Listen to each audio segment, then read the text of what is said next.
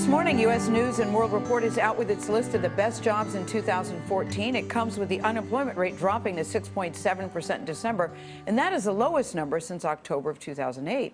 Brian Kelly is the editor-in-chief content officer for U.S. News and joins us at the table. Hey, Mr. Kelly. So you saw something different at the top of the list this time. Yeah, we've been seeing a shift, not so much away from healthcare, because healthcare is a very, very good field to be in for many, many different kinds of jobs. But the technology jobs are beginning to move ahead of that in some ways. So software developer, you know, everything you have has software in it. Yes.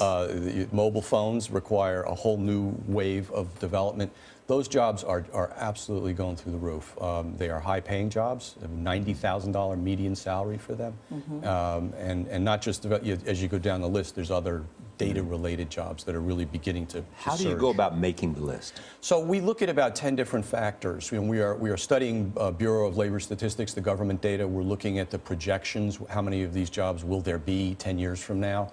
How many jobs are open now? What's the employment rate for those jobs? Does happiness matter? It does. We do crank in work-life balance, which we think is important, and stress. Some of these jobs, they look great on paper, but boy, you earn the money. So, you know, as we do with a lot of our rankings, it's a blend, it's a mix, and we try to give you a top 10, top 100. But then, it's always important, what's the best job for you? Not so just what else is in? Dentists were one of the top. I was going to say, what else? And she says dentists. Yeah. And I was sort of, I mean, not surprised to hear that. I'm so sure. one of the, there's an interesting... Not a profession that interests you, is it? There's an interesting story in these numbers, which is really about the future of the economy. You know, you have people, you can't outsource your dental care to China. You know, you can outsource manufacturing to China, as we've done. It's like high-tech, high-touch. High-tech, high-touch is exactly right. You know, this was This was John Nesbitt, who wrote Megatrends, famous book in the early 80s, and he predicted we would be in a high-tech, high-touch world. That's exactly what you're seeing here. You got manicurists on the list, Brian. Nail technicians. Nail technicians. That's not going away.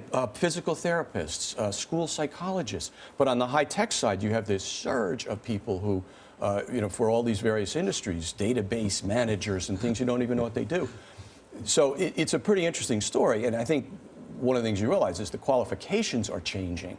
These high-tech jobs you can't get even close to unless you have that good science, technology, education. So we really, it's not just the job, it goes down to the education side. I didn't see any morning TV news anchors on the list. No. They're scarce. They're a precious commodity. Maybe next year. Thank you, Brian Kelly. Thank you.